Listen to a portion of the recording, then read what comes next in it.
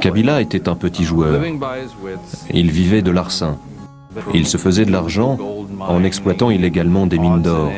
Il persuadait les Chinois ou d'autres qu'il menait une révolution pour leur soutirer un peu d'argent. Je pensais qu'il avait un potentiel, car il s'opposait à Mobutu depuis très longtemps. Et en plus, il était du Katanga, de l'est du Zaïre. Il parlait Swahili. Kabila parlait très bien notre langue, mais on savait aussi que c'était un piètre organisateur. Il n'avait jamais réussi à s'organiser contre Mobutu. J'ai accepté de le présenter à Kagame.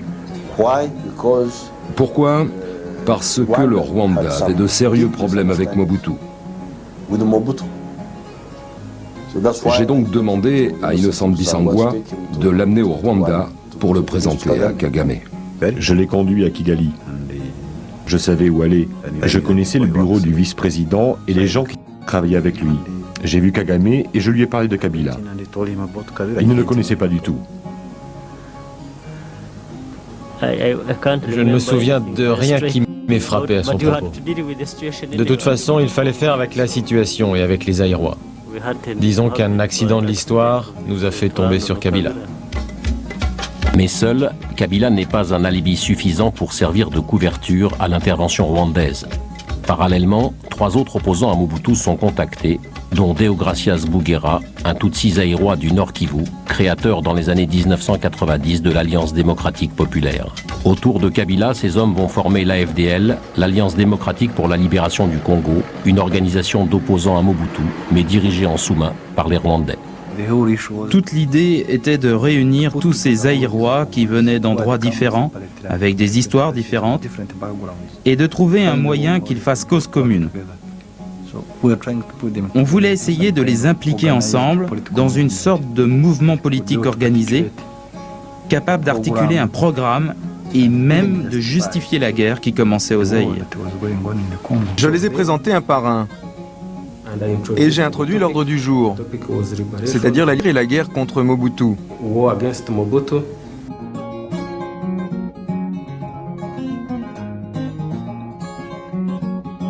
Les Koné Kaboulé était plutôt notre attaché militaire en France. Hein, déjà vers les années 80, au début des années 90, ça doit être 91 ou 92 ou 93, il avait fait un rapport bien détaillé qui reprenait tout ce qui est arrivé au régime en termes de rébellion de l'AFDL. Ça disait quoi? Il disait que bon, les Occidentaux, ils ont opté pour le départ de Mobutu. On n'a plus besoin de lui puisque la guerre froide n'est plus là. L'URSS n'est plus une menace. L'Angola et le Congo-Brazzaville sont devenus des économies de marché. Ils ne sont plus dans le système communiste. Donc on n'a plus besoin de Mobutu. C'était ça. C'était ça, le document parlait de ça. Et il fallait maintenant le faire remplacer par ce que les concepts qu'on avait développés à l'époque des dirigeants, les nouveaux dirigeants de la Renaissance africaine. Dont Paul Kagame, Yoweri Museveni, Afewerki, l'homme de l'Éthiopie, de l'Érythrée. C'était l'Équateur, les 4 ou 5 dirigeants là que les Américains présentaient au reste du monde comme étant ces dirigeants qui vont développer l'Afrique, qui vont implémenter la Renaissance africaine. En réalité, c'était des pions. Je l'avais dit la fois passée, c'était des pions que les Occidentaux utilisaient pour faire partir Mobutu afin d'avoir main basse sur les richesses de l'Est et de la RDC. Donc Mobutu était considéré comme un bouclier pour les États-Unis d'Amérique en Afrique? Oui, à l'époque de la guerre froide, pendant toute la durée de la guerre froide, mais une des émissions, à l'une des occasions de cette visite à Washington, Ronald Reagan avait dit ça, le président Ronald Reagan avait dit que c'est un partenaire très capital pour le dispositif de l'OTAN. C'est un partenaire, Mobutu était un partenaire capital de l'Occident au plan sécuritaire. Et Mobutu avait regretté à la dernière minute pour tout ce que j'ai fait pour les États-Unis d'Amérique. C'est comme ça qu'ils m'ont remercié. Ok. Personnellement, je crois que sur ce point-là, il y a une certaine interprétation biaisée de ce que Mobutu avait dit. Mobutu ça m'engage moi. Hein. Mobutu n'avait pas regretté ce qu'il avait fait pour les États-Unis. Mobutu m'avait dit, ils m'ont poignardé par... Comment? Dans le dos. Mobutu, vous voyez... Ça, c'est deux discours différents. Non, ça veut dire que... Ils m'ont poignardé dans le dos, c'est après son séjour. Bon, vous voulez faire allusion à la lettre que Mobutu avait écrite à Jacques Chirac, où il disait tout ce qui... En fait, c'est vrai, oui, sur ce point-là, c'est vrai, il avait regretté. Oui, il avait des regrets. Il est parti avec des regrets par rapport à ce que lui, il avait fait, hein, occidentaux, et la manière dont on l'a remercié vers la fin, il avait ces regrets-là. Alors, la capacité de feu de la phase était à craindre. Qu'est-ce qui a fait que l'AFDEL vous déloge si facilement? Merci pour la question. On nous a toujours dit ça. Mais vous faites trop de bruit ici, mais les petits cadeaux vous avez fait fuir. Hein? C'était ça, non? Non, c'était pas exactement ça. C'est pas ça la réalité. Je l'ai déjà dit plus d'une fois, je pense. Ça rejoint votre première question. Il n'était pas question, voilà la vérité historique, hein, il n'était pas question que Laurent Désiré Kabila vienne président du Zaïre et que Mobutu a fui. Ça, c'est un concours de circonstances qui a fait ça. La fois passée, j'ai expliqué. Mais pourquoi quand on dit que le général Mayel devait aller le samedi à Lusaka, c'est comme ça que le général Mayel est mort. Le général Mayel est mort puisqu'il s'est dit ceci. Il doit aller à Lusaka, aller rencontrer son collègue de l'AFDEL qui était James Kabarebe pour qu'il puisse régler la question de l'occupation de la ville de Kinshasa. Est-ce que vous voyez? Ça, on n'en parle pas dans notre histoire nationale. Hein? Le voyage que le général Maé devait effectuer en tant que chef d'état-major général et ministre de la Défense à Lusaka, c'était pour aller rencontrer ses homologues de l'AFDEL pour qu'ils puissent trouver des modalités matérielles de l'occupation de Kinshasa. Parce qu'il n'était pas question de la chute de Mobutu tel que c'est arrivé. Il était plutôt question que l'AFDEL arrive à Kinshasa, il se cantonne par rapport à un territoire donné de la ville, et que de l'autre côté, il y ait la phase James Kabarebe avec les libérateurs, le général Mayel avec Seibou. Voilà, c'est comme ça qu'il devait occuper la ville, comme c'était le cas à Kigali, entre les troupes de Paul Kagame et des FARD de Abiy Ahmed. C'était à peu près ça. Est-ce que vous voyez? C'est comme ça que, quand le général Mayel a appris qu'il y avait révolte, les gens étaient sur le point de faire sauter la centrale nucléaire de Kinshasa, il a dit, mais il ne peut pas laisser le pays comme ça aller à Lusaka. Mais si vous faites attention, hein, vous êtes des journalistes, le général Mayel a dit, avant de se faire massacrer, de se faire assassiner, il avait dit aux gens, je pars à Lusaka pour régler notre sort commun, et vous et nous. Ça, c'est un élément. Le deuxième élément, je crois que je l'ai déjà dit plus d'une fois, chaque fois avant de faire des patrouilles nocturnes, hein, que l'on faisait avec Kongolo, il faisait des briefings. Hein, il faisait des briefings. À la dernière patrouille du 16, hein, du 16 mai, non, la patrouille du 15 au 16 mai, s'il y a des gens qui étaient dans les atouts, Kongolo avait dit que il ne voit pas dans sa tête comment aller partir en exil. Au fait, il n'était pas question de partir en exil. Je reviens toujours sur ce qui est arrivé, ce n'était pas prévu.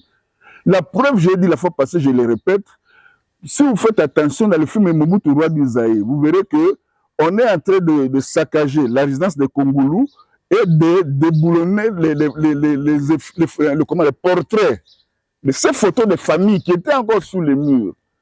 Est-ce que vous voyez? Donc c'est une question de fuir, de prendre des expressions pour fuir. Alors, nous allons arriver sur ces points. La question reste de savoir pourquoi est-ce que Kongolo, un capitaine de son État, organisait des patrouilles, alors qu'il y avait des généraux et... Merci pour la question. J'ai dit ici que l'une des causes de la chute du régime Mobutu, c'était la trahison de ses frères de sang et c'est un proche collaborateur. Vous voyez? Mais quand la rébellion la mutinerie de Banyamulenge commence, cette mutinerie-là commence sous forme de plasticage à Goma. Hein? Les FPR, les services de renseignement rwandais, utiliser des jeunes Banyamulenge comme des terroristes. Ils posaient des bombes à Goma. Et il a fallu faire des enquêtes. Il y a une photo qui circule maintenant sur Internet où le GM a dit que si le service de renseignement n'arrive pas à mettre la main sur le criminel, c'est que les criminels sont dans les... En fait, il disait ça par rapport à ça. Je reviens toujours sur ça, les gens m'ont trahi, les gens m'ont trahi. Non. Ce sont les frères du général Mobutu, dont j'étais l'aîné par respect. C'est ça qui s'est dépassé, on en est dans l'histoire. L'histoire, bien sûr, 25 ans après, nous sommes en train de rétablir l'histoire. Qui ont partisé avec les Rwandais. Qui sont ces frères? Non, je crois que sur ce point-là, je laisse aux gens étudier le paysage et savoir qui étaient les frères du général Mobutu, qui étaient des généraux, qui étaient ceci ou cela. Mais moi, personnellement, par respect et puis par le fait que, vous savez, ils avaient quel grade? Les généraux. C'était des généraux. Alors, les gens, les Banyamuleng, les mitins, les révoltés, les Banyamuleng là, qui étaient en acquaintance, qui travaillaient en intelligence avec le FPR, le service de renseignement militaire rwandais, posaient des bombes à Goma. Mais pour se protéger, ils étaient couverts par les services de sécurité de Mobutu, notamment l'ANR, le SARMA, tout ce qu'il y a comme service de sécurité. Quand ils posaient les bombes, pour aller se cacher, il allait se cacher à la résidence du commandant DSP, commandant de la division spéciale présidentielle de Goma, qui était du sang du maréchal Mobutu, il était de la famille biologique du maréchal Mobutu. Est-ce que vous comprenez? Non, autant pour moi. Le commandant région militaire, mais le commandant de la DSP de Goma, qui dépendait du général Nzimbi, qui était le neveu du maréchal Mobutu, c'est lui qui hébergeait les terroristes qui posaient des bombes à Goma. Est-ce que vous voyez? Parce que dans l'une des émissions, je me suis, même quand le conseil spécial dit un certain nombre de choses, à partir de cet élément-là, quand Mobutu a appris des Kongoulou, pourquoi vous me dites pourquoi c'est ma Kongoulou? Mais justement, Kongoulou, c'est l'enfant du maréchal qui peut accepter de mourir pour lui. Je ne sais pas si nous comprenons. Parce que le service était déjà noyé. Le général a dit, quand les criminels, le service n'arrive pas à attraper des criminels, c'est qu'ils se cachent dans les services. C'est ça, non? Le service était déjà noyauté. Vers les années 96, là, le service de sécurité du Zaïre était noyauté par les FPR de Paul Kagame, des services d'intelligence rwandais. C'est comme ça que tout le monde avait peur d'y mettre la main, de s'y approcher. De ça, nous comprenons. Mais Kongoulou n'avait pas cette peur-là. Même s'il avait cette peur-là, il s'était dit que c'est mon père, je vais sauver la vie de mon père. Et c'est comme ça qu'il il a pris le courage de s'engager. Et derrière lui, il avait une équipe de gens qui travaillaient. Et c'est comme ça que nous sommes arrivés à mettre la main sur les terroristes de Goma. Maintenant, en les interrogeant pendant les enquêtes, et ils vont nous dire que non, écoutez, le commandant région militaire travaille avec Paul Kagame. La preuve, son secrétaire particulier, capitaine Maponda, nous nous retrouvons toujours, je le croise dans le couloir des services de renseignement de FPR à Gisenyi. Les terroristes, ils dépendent des services rwandais. Mais aussi celui qui fait la liaison entre le commandant région et les services de renseignement rwandais, c'est son secrétaire particulier. Est-ce que vous voyez? Mais quand le maréchal apprend tout ça, il apprend que ce sont ses frères. Quand on arrête les terroristes, j'avais dit la fois passée, une des femmes des épouses des terroristes a dit aux responsables de l'ANR, de renseignement, aujourd'hui on appelle ça ANR, mais à l'époque c'était SNIP, de Goma, il dit, mais comment est-ce qu'on a encore... ANR, Service National de Renseignement. SNIP. Ouais. ANR c'est aujourd'hui. Mais d'ailleurs c'était SNIP, SNIP national d'intelligence et de protection. C'est l'équivalent de l'ANR. Le responsable, le numéro 1 de l'ANR Goma, quand on a dit, mais bon, comment on commence à arrêter nos maris? Vous nous aviez dit que c'était un dossier sûr. Est-ce que vous voyez? Maintenant, tout cela... Là, il pose la question à qui? Au numéro 1 de SNIP de Goma, qui est aussi de la tribu du maréchal. Le commandant région de la tribu du maréchal. Le commandant de la DSP. C'est comme ça que le maréchal n'avait plus confiance à ses services, même à ses conseillers spéciaux. Parce qu'il il est au courant. Il dit que, mais quand le commandant de DSP, hein, le commandant d'arrachement de DSP Goma héberge les terroristes, ça c'est Ndimbi, qui est son neveu. Est-ce que vous voyez? Et la preuve est que quand on a arrêté ce jeune la ville de la fois passée, Ndimbi et les gens ont fait pour les prendre. C'est sur l'insistance des Congolais qu'on les a pris pour les amener à Sama pour découvrir la vérité. Pour répondre à votre question, pourquoi Congo devait faire ça? Mais il n'était que lui qui pouvait faire ça. Parce que le service était infiltré, miné, noyauté. Et si ce n'était pas lui, on n'allait pas découvrir ces dossiers. Une question qui reste suspendue. Qui a tué le général Mayele? Oui, je vois la question. D'emblée, je disais que ce n'est pas le Congo, ça n'a rien à voir. Contrairement à ce que les gens croient. Congo n'avait aucune raison du monde de tuer le général Mayele. Je n'étais pas témoin de l'événement, mais de ce qui se disent, il y a un adjudant, hein, il y a un adjudant, bon, les concepts adjudant là circulent. C'était dans la foule, lui, il a eu le courage de venir, il a tué sur lui, et on dit même qu'il est de sa tribu. Il est aussi Mbouza comme les gens. Je ne peux pas parler de ça dont je ne maîtrise pas les tenants et les aboutissants, mais de ce que je sache, j'étais un proche collaborateur du général Mayele. Hein. Je le dis dans l'une des émissions. Moi, j'ai connu le général Mayele quand j'étais sous-lieutenant, officier de renseignement du SARM à l'ICASI, à la FRIDEX. Alors, lui, il était commandant premier des régions à Lubumbashi. Et chaque fois que moi, je trouvais des situations, des terrains qui avaient rapport avec le plan tactique, d'après ce que moi j'ai appris, je dois faire le rapport à la centrale. Mais en attendant que la centrale réagisse, lui, en tant que commandant de région, il peut quand même avoir besoin d'un certain nombre d'éléments, peut-être pour anticiper. Et c'est comme ça que quand je faisais chaque fois des rapports, j'allais le voir, lui, le général Mayele, et lui déposer lui faire ses rapports. Il était assez touché par ça. C'est comme ça que quand il est devenu commandant du SARM, il avait insisté à ce que je sois. Appelez-moi ce jeune homme-là, ce jeune lieutenant là. Pourquoi il m'a connu, hein, bon, il y avait déjà ses affinités, il connaissait déjà ma façon de travailler. Alors, donc pour dire que j'étais vraiment très proche du général Mayele. Même quand il est parti comme ministre de la Défense, au fond, je me suis retrouvé comme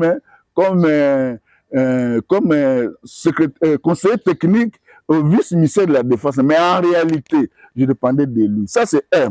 Je suis en train de répondre à votre question. J'étais très proche du général Mayele. Le jour où, puisque contrairement à ce que le doyen Honoré Ngwanda dit dans son livre, c'est lui qui avait présenté le général Mayele à Mobutu, dit de reprendre Mayele, non. C'est Kongoulou qui avait fait en sorte que Mobutu revienne dans l'armée. Or, derrière Kongoulou, c'était capitaine Bossing. Donc, je me limite là-bas. Est-ce que vous voyez?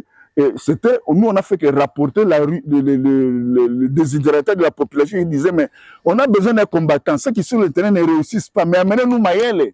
Moi, je dis à Kongoulou, mais écoutez ce que la population est en train de dire. Mais est-ce qu'on ne peut pas dire au chef de l'État? C'est comme ça qu'il a managé jusque c'est que le maréchal accepte de faire revenir Mayele.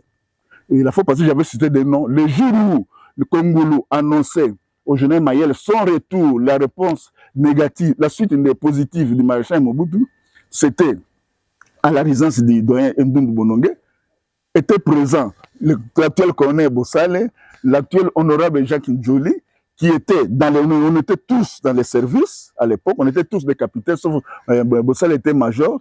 On était dans les sièges de Kongoulou et on était présents de cet événement-là. Je l'ai dit comme témoignage pour dire que c'est Kongoulou qui avait fait en sorte que Mayele revienne au pouvoir. Mais pourquoi Mobutu avait choisi Mayele? Je vais le dire aujourd'hui. Pour que les gens comprennent que Kongoulou n'a jamais tué Mayele et Mobutu n'a jamais considéré Mayele comme traître. Au contraire, les faits existent. Quand on a appris à Mobutu, au maréchal, que Mayele est mort, il a dit « Ah, ils ont tué mon fils ». Il a commencé à pleurer. Ça, c'est le premier élément qui a été témoigné, qui a été rapporté par le docteur Demi, qui était le médecin personnel du maréchal. Le deuxième élément, quand Kongoulou partait au camp Tchachi, c'est quand il a appris que le Mayele est en difficulté. Lui, Kongoulou partait à la rescousse du général Mayele. Mais quand il a trouvé qu'il était déjà assassiné, et qu'il a ordonné son évacuation, en le voyant sortir, Les gens ont dit, ah, il y avait des coups de feu, il y a l'escorte de Kongolo. Kongolo vient de tuer Mayele. C'est parti de là. Il y a un autre élément que je n'ai jamais dit, mais que je dois maintenant dire aujourd'hui, qui accrédite cette thèse-là de Kongolo a tué Mayele de manière abusive. Qu'est-ce qui se passe? Quand ils étaient dans le corps de garde de la DSP, devant le corps du général Mayele, Kongolo avait appelé l'ambassade de France. Enfin, je ne peux pas dire conduite à tenir, mais puisqu'ils étaient à contact, les Mayele, Kongolo, l'ambassade de France, et tout. Alors, le temps que l'opérateur ne le mette en contact avec l'ambassadeur, quand l'ambassadeur est venu reprendre le téléphone, c'était le colonel Tendayo qui était là. Kongolo s'était déplacé. Colonel Tendayo a dit, Mayele Nabino, votre Mayele, on l'a tué. Donc, Mayele, l'autre là, Tendayo, c'est de la DSP. Est-ce que vous voyez? Maintenant, au niveau de l'ambassade de France, ils ont pris cet élément-là comme si Kongolo qui avait dit ça. Ça aussi, ça a beaucoup joué sur cette ineptie-là. En fait, j'ai parlé de comment je me suis rapproché, comment j'étais avec le général Mayele très proche. Depuis le gars de sous-lieutenant, tout le temps que j'ai fait la demi-heure, j'étais toujours là. Je l'ai dit la fois passée, les rapports journaliers que le général Mayele a menés chez les maréchals à main propre, toujours des pages. C'est moi qui rédigeais ça. Voilà quel niveau de confiance j'ai eu avec lui. Maintenant, avec Kongolo, également, j'ai été présenté par son grand frère. Quand il est venu au SAR, il dit non, mon collègue de promotion est là, il est très bon, il faut qu'il t'encadre. Est-ce que tu vois? J'étais très proche d'aider. Vous avez encadré Kongolo Mobutu? Bon, encadré, c'est trop dit. J'étais son assistant. Moi, j'étais un ancien de renseignement. Lui, il venait de revenir dans les services de renseignement. C'était à moi de le guider quand même. Comment on fait? Est-ce que vous voyez comment j'étais proche? Donc, je suis mieux placé pour dire à l'opinion nationale et internationale que mon Kongolo n'a jamais été mêlé à la... Au contraire, le général Mayele est arrivé là-bas. Pourquoi? C'est là où je voulais en venir. J'allais même perdre ça de vue. Quand le général Mayele était commandé de la première région militaire, au Chaba, dans son secteur, il y avait ce qu'on appelait, il y a une zone qu'on appelle, Ewabora, là où il y a un maquisard Kabila qui est à l'est. À l'est. La question que moi je vais vous poser, c'est quelle force Kabila avait pour résister devant Mayele, commandant région? Mais la vérité, c'est que Mayele avait des instructions précises du maréchal Mobutu, dire que c'est un vieux lumumbiste. Est-ce que vous voyez? Aussi longtemps qu'il ne trouble pas trop l'ordre public. Laissez-les dans ces ordres, dans ces trafics et les autres. Et il y a même une rumeur, je n'ai pas des éléments, mais il y a beaucoup de probabilités qui sont fondées. Une fois, le trafiquant Kabila a été arrêté sur le fleuve, sur le lac, par des gens de la force navale. Et quand on a demandé à conduite à tenir, le maréchal a dit de les laisser partir. Est-ce que vous voyez? Donc, Mayele gérait déjà tout ce dossier-là. Maintenant, quand il est arrivé, au niveau de l'ANSEL, pour comprendre ce qui s'est passé réellement à la mort de Mayele, Kongolo, Mobutu, il faut suivre l'élément que moi je suis en train de dire là. Mobutu, à un moment donné, les Banyamulenge, les Afdel, tout, il devait le faire partir par les armes. Maintenant, les Blancs ont, à un moment donné, les Occidentaux ont commissionné Mandela de faire en sorte que l'AFDEL et les phases gèlent les positions. Est-ce que vous voyez? Quand ils étaient au Télikala, le fait de la finalité, c'était ça, qu'on arrive à geler les positions, il n'y ait plus des hostilités, pour qu'on devait organiser la transition.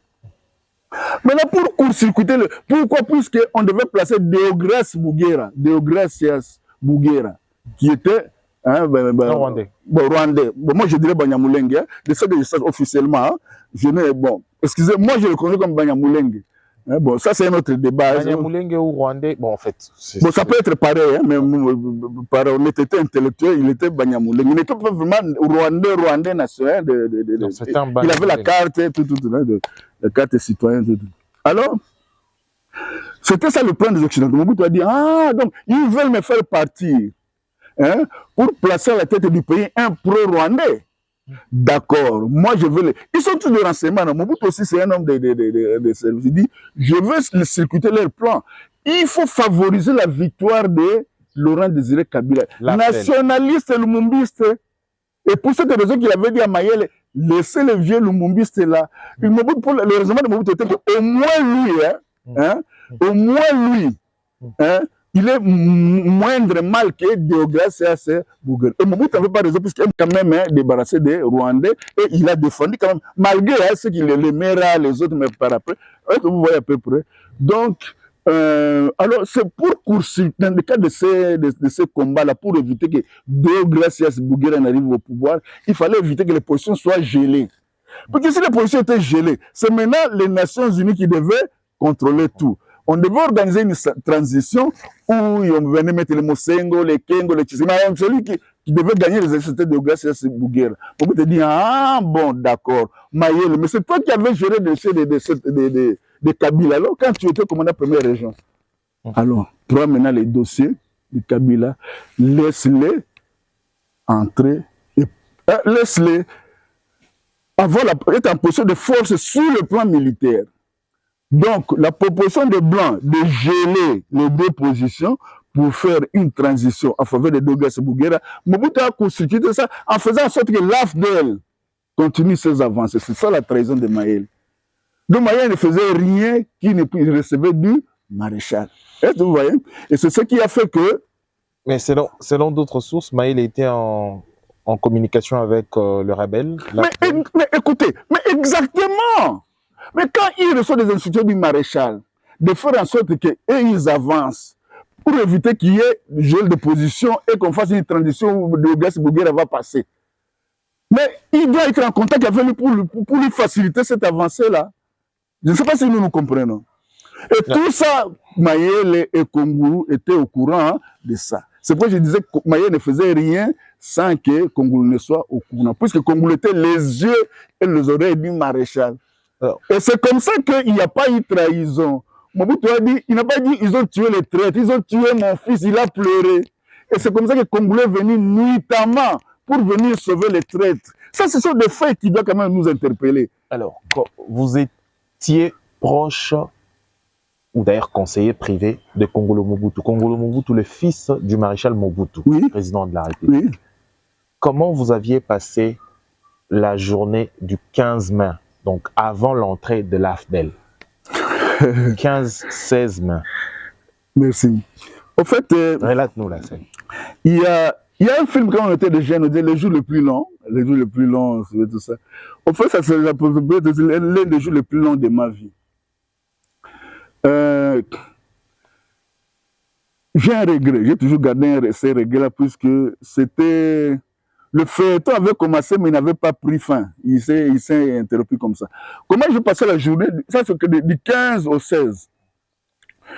Comme toujours, vers les après-midi, les soirs, les 15h et 16h, on s'est rencontrés à la résidence de Kongulu pour monter les patrouilles. On devait faire les patrouilles nocturnes à Kinshasa pour sécuriser. Contrairement à ce que les gens disent, non. Ils étaient, Kongulu avait reçu des instructions du maréchal pour sécuriser la vie par rapport à l'esprit de vengeance de la DSP. Est-ce que vous voyez? Et la patrouille du 15, on a organisé ça. On est parti de chez lui, là, vers les 19h, 20h. Hein, on est descendu vers le Kanchachi. Arrivé devant le Kanchachi, il a immobilisé le convoi. Il m'a laissé, moi et le capitaine Martin Passer, l'actuel colonel, full, avec les hommes, avec tout le convoi. Lui, il est parti. Voilà, il est resté longtemps. Il est revenu vers 22h ou 23h, moi. Et quand il est revenu, on lui a donné l'information, comme quoi le ministre de l'Information qui était à l'époque, Kinkei Moulemba, Kinkei,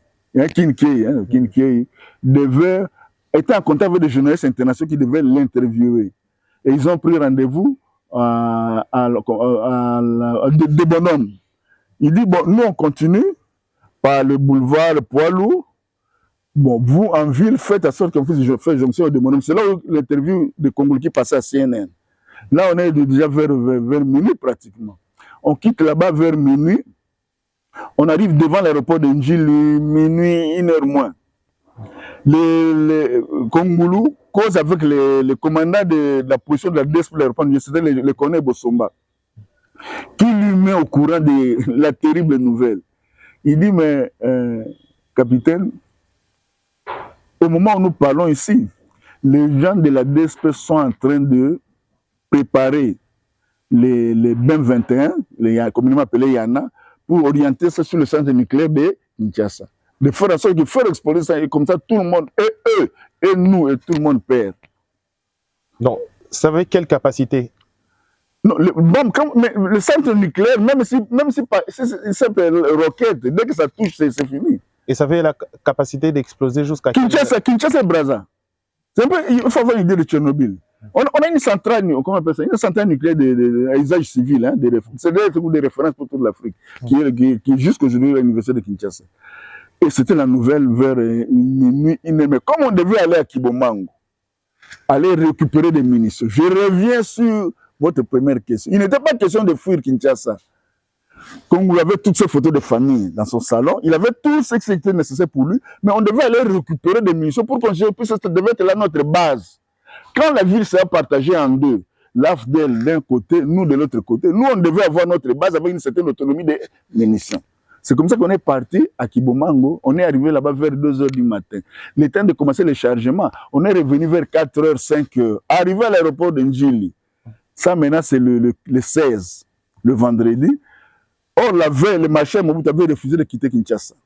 Mais Maya l'a convaincu, hein. La nuit, le matin, il dit, bon, il s'est décidé, bon, je pars. C'est comme ça que depuis 17h, 18h, j'étais chez Kongulu. On passe à Kibomango, on fait le chargement, on revient à l'aéroport le vendredi vers les 7h, 8h. On attend l'arrivée du maréchal, on sécurise. Quand disons nous sécurisons, parce qu'il n'y avait plus. Et tous ces généraux où? Il n'y en avait plus. Vous avez sécurisé le convoi, le dernier convoi de... À part sa protection rapprochée, vous pouvez voir là les connaît Koukou, les connaît Motoko Koukou. J'avais vu Motoko Koukou et qui encore là? À part ceux-là, c'était le capitaine Kongulu, le capitaine Martin Passé et le capitaine Faustin Bosengue qui sécurisaient avec le convoi de Kongulu là, le départ du maréchal. Ils s'envolent vers 11h, 12h, vous connaissez l'histoire, missiles, il faut de... Non, relatez-nous. Avant de partir. À ces points, certaines personnes disent que le maréchal n'est pas parti via la Cadillac présidentielle. C'était dans un combi, en fait, pour camoufler.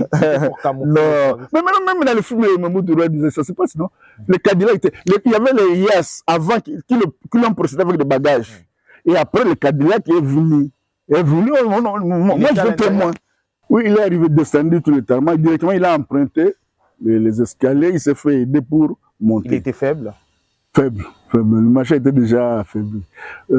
Étaient présents le général Likoulia, le général Mayele, le général Nzimbi, un point très. Le général Nzimbi? Oui, il était là. Il était venu pour la bonne forme. Puisqu'il avait déjà placé le missile à la ferme Lokali. Et il était... Non, on dit que l'ascenseur revient toujours sur l'endroit de son crime. Il était là juste pour voir comment l'avion décollait et assister aux catastrophes. Mais malheureusement... Il a placé des missiles? Oui, missiles Singer. Pourquoi? Pour abattre l'avion du maréchal. Mais vous ne voulez pas comment je vous dis que c'était lui qui était en contact avec les Rwandais. Je viens de le dire. Et par la suite, qu'est-ce qui s'est passé? Et vous aviez ces renseignements ou vous n'aviez pas? Mobutu a reçu les renseignements. Mais il était là sur place. Qui? Il était là sur place malgré l'information qu'il avait reçue. Nzimbi était là. Mobutu a reçu que il ne faut pas décoller du côté des localivers qui collent. Il faut décoller le sens contraire. Pourquoi? On a passé des missiles à le ferme locali pour abattre l'avion. C'est comme ça que le secrétaire de sécurité de Mobutu, Kone Motoko, a obligé les pilotes à contre le sens du vent, hein, pour comment à faire le contraire ou à décoller dans l'autre sens. Et c'est comme ça qu'il a Mobutu a survécu. Et il a encore survécu à Guado, puisqu'on devait l'assassiner à Guado. Vous avez connu ça, il est parti in extremis. Donc, on allait le plan Mayel mourir le vendredi, Mobutu devait mourir le samedi. Et les dimanches, qu'est-ce qui allait arriver? C'était quoi le plan? Bon, je ne connais pas comment. Ils allaient peut-être prendre le pouvoir avec les Rwandais, je ne sais pas. Bon, ça, je ne peux pas m'imaginer. Et par la suite, c'était quoi la suite du général Nzimbi? Qu'est-ce qui lui est arrivé? Mais dès qu'il a quitté l'aéroport, il a fouillé, il était à Brazza. Dès qu'il a quitté l'aéroport, c'était pour partir. Quand il a remarqué que le plan a échoué. Ok. Et il est parti pourquoi? S'il avait déjà un plan comme ça, pourquoi partir? Parce qu'il ça a échoué. Parce que ça a échoué. C'est qu'il y a eu des complicités internes, il y a eu des, comment on appelle ça, des trahisons, on l'a trahi. Donc il a perdu contrôle de la situation, il a fui. Donc je disais que vous m'avez posé la question sur la patrouille, leur journée là, ce qui fait que depuis hier à 15h, à 16h, 17h, j'étais chez Kongoulou. On a passé toute la nuit. Le matin, on est venu à l'aéroport de Ndjili, assisté au départ. On a fait le carnaval, les gens qui se souviennent encore, hein, les jours là, les 16, on a fait le carnaval à travers le ville. On est arrivé à la résidence. Moi, je suis arrivé chez moi très tard, vers 21h. Et des munitions que vous avez... On a ramené ça. On a ramené ça à la... décharger ça à la résidence. Avec quelle capacité? C'était le long camion conteneur là. Des sortes de munitions individuelles. Hein.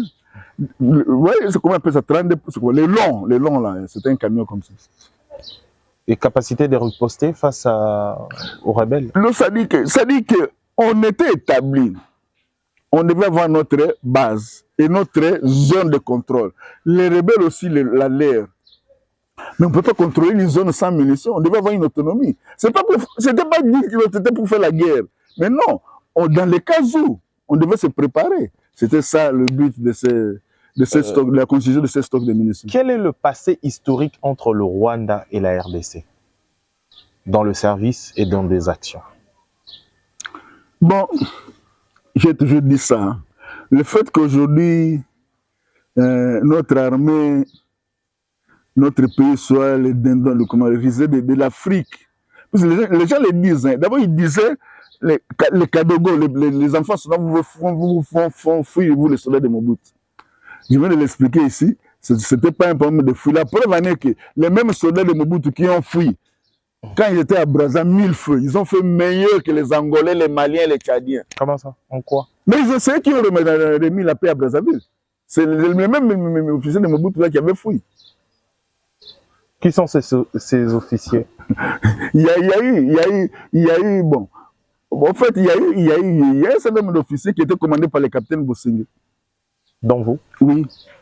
Et c'était quoi l'objectif en fait quand vous êtes allé à Brazzaville? C'était pour on a fui. Brazzavilloise. On appelle ça, on s'était exilé, réfugié, non? On a fui puisqu'on avait un tout. Mais arrivé là-bas, et ils ont des problèmes. Ça signifie que nous devons aller deuxième exil. Est-ce que vous voyez? Mais qu'est-ce qui était plus facile pour nous? De combattre et de défendre, notamment nos familles, ou bien de partir encore en deuxième exil. Nous, on a dit qu'on était des mercenaires. Nous, on n'était pas des mercenaires. Pour aller combattre, on n'avait pas parlé d'argent. Je l'ai dit à la télé. Hein, je suis prêt à faire des débats contre avec tout le monde. Quand on a aidé le président Sassou, on n'a jamais parlé de l'argent. Je crois que je peux me citer, s'il peut me permettre, le lecteur général Mbiato. Il connaît de quoi je parle. Le lecteur général Ndima, à qui je présente mes respects. Le général Mbiato, à qui je présente mes respects, il connaît de quoi je parle. Pour combattre à Brazza, les Aïrois n'avaient pas posé de problème d'argent à Sassou. C'est ça le mercenariat, non? Vous voulez que nous poussions, nous voulons autant. La en retour, on vous a donné quoi alors? Parce que c'est pas seulement l'argent. Moi, personne, je n'ai rien eu. Comme je ne pillais pas. Donc, en fait, je n'ai rien eu de ce que j'ai fait à Brazza. Puisque les gens pillaient. Bon, en fait, on avait un salaire, une prime de 90 000 francs, c'est fait par quinzaine. À peu près $150. Ça faisait $300 par mois. Comme tout le monde, tout le monde, pas seulement nous, de tout officier avait 300 000 francs, c'est fait par mois. Et sur le terrain, qu'est-ce que vous avez eu à faire pour Brazzaville? Mais c'est nous qui avons neutralisé le... En fait, c'est intéressant que je le dise quand même. Hein. Le pouvoir en place à Brazzaville avait des problèmes d'une rébellion, hein, du pasteur Toumi, qui avait éclaté à 100 km de Brazzaville, la ville de Mindouli. Et au fur des mois, la rébellion progressait. Et il faisait reculer les troupes régulières. Jusqu'à ce qu'ils sont arrivés, pour ceux qui connaissent Brazzaville, le pont de Joué. Hein, c'est la rivière qui sépare. Dès que vous traversez le pont de Joué, vous êtes dans Brazzaville. Et vous commencez par la radio. Et ensuite l'aéroport. C'est comme ça que les gens ont dit au président Sassou que mais il faut qu'ils réclament. Mais d'ici là, ils vont entrer. Mais vous avez les gens de Mobutu ici. Ceux qui avaient fui les Kadogo. Vous les avez ici. Et le président Sassou n'a pas cru à ces histoires de ils sont rien. Non. Il connaît la force de frappe des gens. C'est comme ça qu'il a eu recours à nous. Et nous avons commencé. C'est quoi le premier entretien? Le premier entretien? Quand on vous a appelé, c'était comment? Ah bon, d'accord. Bon, c'est de l'histoire. Hein. C'est de l'histoire. Moi, personnellement, pour être en courant, c'est l'acteur général Ndima, Constant, qui est à Goma. C'était lui qui était le plus gradé de nous tous. Hein. Moi j'étais qu'un capitaine. Hein. Il y avait le général Mbiato, il était aussi colonel. Et ils étaient en contact avec les autorités congolaises. Mais de ce que je sache, quand Kongolo a fui, quand Congo a quitté Brazzaville, il avait laissé ses gardes du corps. Hein, les petits casinos chinois, avec qui on était, hein, on évoluait ensemble. Ces gardes du corps là s'étaient retrouvés dans le siège de commandant Bakwa. Hein, les ministères de l'Intérieur. Ça, c'est le haut commandement déjà de l'armée congolaise. C'est eux qui ont dit aux Congolais que nous, on a notre vieux, il est anti-terreau. Hein, il est très fort dans ces histoires-là. Est-ce que vous voyez? Et c'est comme ça que j'ai été récupéré, mais je n'étais que capitaine. Je ne sais pas si nous nous entendons. Il y avait des colonels. Donc, j'étais dans la masse. Mais c'est pas la faute. Bon, ça, c'est un autre débat. Allez-y. C'est un autre débat. Une histoire. Comment ça s'est passé? Les Congolais nous ont demandé. Maintenant, l'actuel général Constant Ndima, qui va me suivre, à qui je présente mes respects, il a dit, bon Seigneur, tu vas m'accompagner à... C'était vers minuit, hein? On va aller voir le directeur des relations extérieures du ministère de la Défense. C'est l'actuel général Moigny qui est commandant de la gendarmerie du Congo-Brazza. À l'époque, il était colonel. Et on est parti chez lui dans sa résidence. Je crois qu'il va me suivre. Et c'est comme ça que lui nous a dit à moi et au colonel Ndima, le colonel Mbiato n'était pas là. Général, l'actuel général, il dit... gouverneur de la ville, hein, de Nord. C'est un grand. Alors, il dit... L'actuel général Moigny, hein, il était colonel à l'époque, il dit normalement, le chef, dont le président Sassou, hein, compte sur vous. Il comptait sur vous pour aller à Pointe-Noire. Aller ouvrir un front à Pointe-Noire. Parce qu'à Pointe-Noire aussi, ça chauffait. Là-bas, il y avait du pétrole et tout. Mais compte tenu pour parler au plus pressé, comme les rebelles ils sont déjà sur le pont de Joué, hein, je souhaite que vous puissiez nous aider ici à bloquer et repousser les rebelles. Ça, c'est vers minuit. Est-ce que vous voyez? Et 1h, 2h du matin, on s'est retrouvé à la zone autonome de Brazzaville. Moi, le colonel, le général Ndi, l'acteur général Lima et moi, pour qu'on nous montre le matériel. Le matériel, c'est quoi? Les tenues, les bottines, les armes, les munitions. Et que le matin, nous, on puisse faire appel à nos gens. Est-ce que vous voyez? Et c'est ce qui a fait que, effectivement, on a lancé. Hein, venez, nous sommes en danger. Les ninjas, ils sont déjà au pont du Djoué. Si vous ne savez pas parler le Kikongo, nous ne connaissons pas les Kikongo. Donc nous, on a intérêt à combattre. Et c'est comme ça que les jeunes gens sont venus. C'est comme ça qu'ils sont venus. On les a dotés en armes et munitions. Bon, beaucoup de ces jeunes Zaïrois-là avaient déjà combattu dans les milices de Sassou comme Cobra pendant contre les Souba. Est-ce que vous voyez? Donc c'était plus facile pour nous. Comme ils avaient déjà la notion militaire, moi je n'ai fait que leur donner la formation de base. Et au fur et à mesure qu'on évolue sur le terrain, on les formait. Ça vous a pris combien de temps pour anéantir 6 mois. Pasteur? 6 mois. Et j'avais dit aux Congolais que, bon, ça c'est une parenthèse, que 6 mois après, s'il n'y a rien, et comme je l'ai dit toujours ici dans notre pays, en principe, en temps normal, 6 mois suffisent pour notre armée de neutraliser ces gens, de remettre la paix à l'Est. Et ce sont des terroristes, ils avaient une capacité spirituelle, c'est comme ça. Très spirituel, très versé dans des fétiches. Lui-même, Toumi, c'est un surhomme, super-homme. C'est connu. À Brazza, avant que nous, on puisse les terrasser. Mais c'était un demi-dieu. Qu'est-ce que vous avez fait? Mais nous, on l'a défait. On a commencé au pont de Joué au mois d'avril, au mois de février. Je crois que ça doit être le 14 février. On a commencé à le repousser jusque le 19 juillet. On est entré à Mindouli. Mindouli, c'est son fief. On a pris et c'était fini. Et les gens n'en revenaient pas. Ils ne comprenaient pas comment est-ce que on pouvait... Les Aïrois qui ont fui... comment en 6 mois... L'AFDEL. En 6 mois. Et d'autant plus qu'il y avait les Angolais qui étaient là. Les Maliens, les Tchadiens. Des mois, ils faisaient comme ça. Si ils repoussent les rebelles, les repoussent encore. Et encore, ils reviennent et ça me faisait que des va-et-vient. Donc, c'était une surprise. Mais pour moi, ce n'était pas une surprise. Moi, j'étais convaincu, je savais de quoi il s'agissait, qu'est-ce qu'il fallait faire. Et quels sont les pays qui ont soutenu l'AFDEL contre le maréchal Mobutu? Est-ce que je suis mieux placé pour répondre à ces questions-là? Bon, en tant que citoyen, un homme de service, il y a d'abord le Rwanda, l'Ouganda et l'Angola. Les gens parlent beaucoup d'Afrique du Sud. L'Afrique du Sud, Mandela. Personnellement, je n'y crois pas beaucoup. Je n'y crois pas beaucoup. Mais le Rwanda, l'Ouganda et l'Angola, c'était ça. C'était la triade. Ça, c'est au plan local. Mais au plan extérieur, c'était la Troïka, États-Unis, France, Belgique. Capitaine Bosengue, l'ancien agent des services de renseignement et d'action, SARMA, conseiller privé de Kongolo Mobutu, fils du président de la République démocratique du Congo, Zaïre à l'époque, et conseiller au cabinet du général Maele, ministre de la Défense. Merci pour ce temps. La deuxième partie viendra. Merci. Après toutes ces questions. Au revoir.